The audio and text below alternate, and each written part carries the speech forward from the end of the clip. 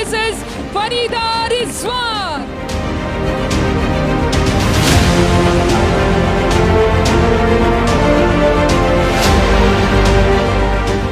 Good morning everyone, मेरा नाम फरीदा रिजवान खान है। आके बहुत अच्छा लगता है। पहले हाउस वाइफ हूँ, पहले नहीं निकलती थी। ये बिजनेस मेरे हस्बैंड शुरू किए थे, 11 साल हो गए। 1 से 1.5 साल हुआ मुझे करते हुए। लोग पूछते हैं कि ये बिजनेस क्यों करना चाहिए, तो इसका जीता जागता अगर मेरा एग्जाम्पल लिया जाए तो कम नहीं होगा, क्योंकि ये बिजनेस मेरे लिए एक लाइफ है, मेरे बच्चों के लिए एक लाइफ है। अगर ये बिजनेस ना होता तो हमारी ज़िंदगी कुछ नहीं होती।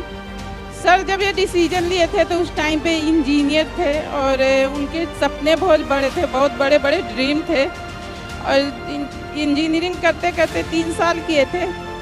कितना उनका वहाँ से पे आउट था मुझे नहीं पता था, शादी के बाद भी किए थे।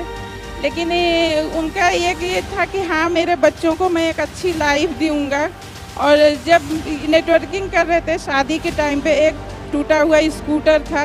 जब मेरी बेटी हुई तो उनका एक ये ड्रीम था कि मुझे अपने बच्चों को बहुत अच्छे लाइफ देना है। उसके लिए एक ही ऑप्शन था कि नेटवर्किंग किया जाए। नेटवर्किंग के एंड भी मुझे नहीं पता था, लेकिन वो करते गए। बहुत सारी कंपनी किए और कंपनियां बंद हो जाती थी। जैसे थोड़ा सा अच्छा दिन वो आते थे, जैसे कंपनियां बंद हो जाती थी। लेकिन अगर वेस्टीज उस टाइम पे होता तो आज बहुत आगे और भी हम होते।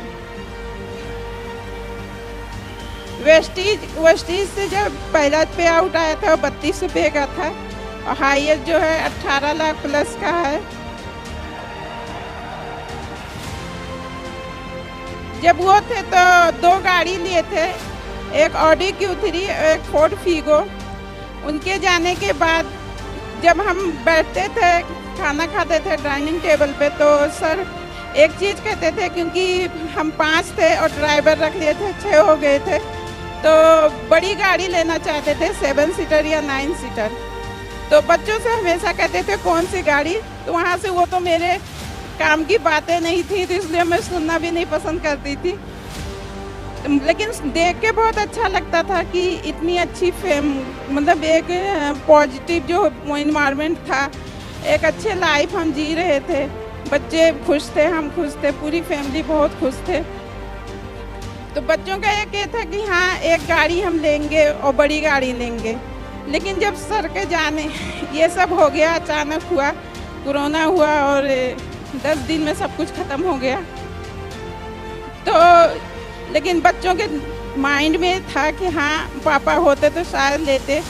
एक डिसीजन ले ली थी कि मुझे वेस्टीज करना है। उसका रीज़न ये था कि यहाँ से जो हमारे में, जैसे जो मुस्लिम होंगे उनको पता होगा कि हमारे में 4 महीना 10 दिन घर से ना निकलते हैं, ना हम किसी के सामने जाते हैं।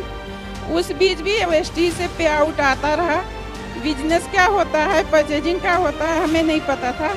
और बिना एक दिन भी एक फ़ोन भी किए, ऑटोमेटिक वहाँ से मेरे सर के आईडी से मेरे आईडी पे ट्रांसफ़र हो गया था ये बिजनेस।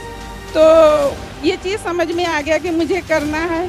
बहुत सारी चीज़ें चैलेंज की, लोग फ़ोन करते थे, बहुत कुछ करते थे, लेकिन सब कुछ छोड़ के एक चीज़ समझ में आ रहा था कि अपने बच्चों को मुझे एक अच्छी लाइफ देना है और ये प्रूव करना है कि मैं बैठ के नहीं खाऊंगी। और आज वही करके दिखाई हूँ। उनके जाने के बाद भी जब वो थे तो एक घर लिए थे, फाइनेंस करवाए थे। उनके जाने के बाद भी 4 से 5 प्रॉपर्टी मैं बनवाई हूँ और 1 रुपये का भी फाइनेंस नहीं करवाई हूँ।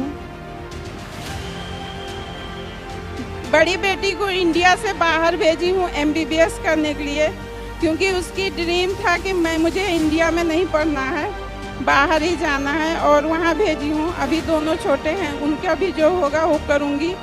और सबसे बड़ी चीज़ है कि मुझे जब बाहर निकली तो आप सबका सपोर्ट मिला, मोरल सपोर्ट मिला, इसलिए मुझे अपने अंदर कॉन्फिडेंस आया। नहीं तो घर में रहती तो शायद हमेशा निगेटिव ही रहती।